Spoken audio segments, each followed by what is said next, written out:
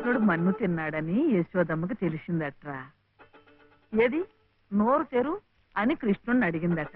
అప్పుడు కృష్ణయ్య, అమ్మా మన్ను తినంగనే శిశువునో ఆకుంటినో వెర్రినో. నిద్రపోతున్నావేమిట్రా, ఊకొట్టడం లేదు? ఏమిట్రా? చలపతి గారు లలితమ్మ దగ్గర ఒక పాట పాడాను, అది విని ఆమె ఏడుస్తూ వెళ్ళిపోయిందేమిటే. ఏం పాట పాడావురా? సీతమ్మ మరి వనవాసం లేదు. మరి ఇంకే, సీతమ్మ వారి కథ అంటేనే కష్టాల తోరణం.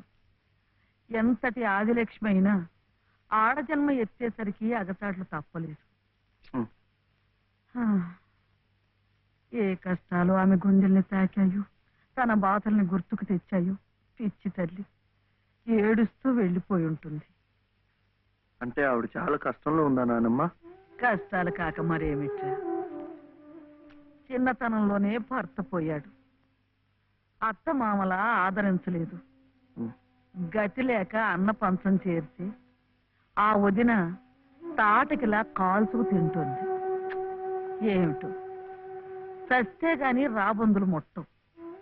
కానీ ఈ బంధువులున్నారే, కాస్త పరిస్థితి చేయిదారితే బతికొండగానే పీక్కు తింటారు.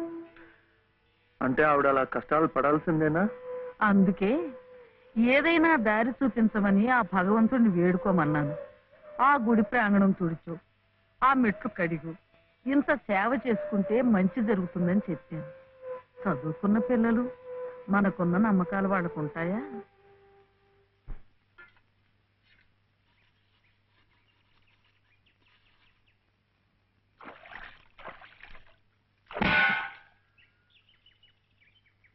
ఏమిటి ఇంత పొద్దున్నే వచ్చారు?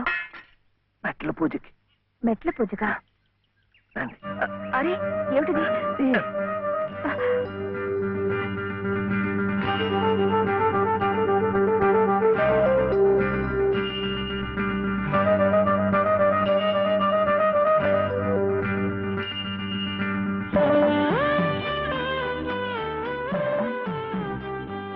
ఇంకాస్త మెట్లే, వచ్చేసాం.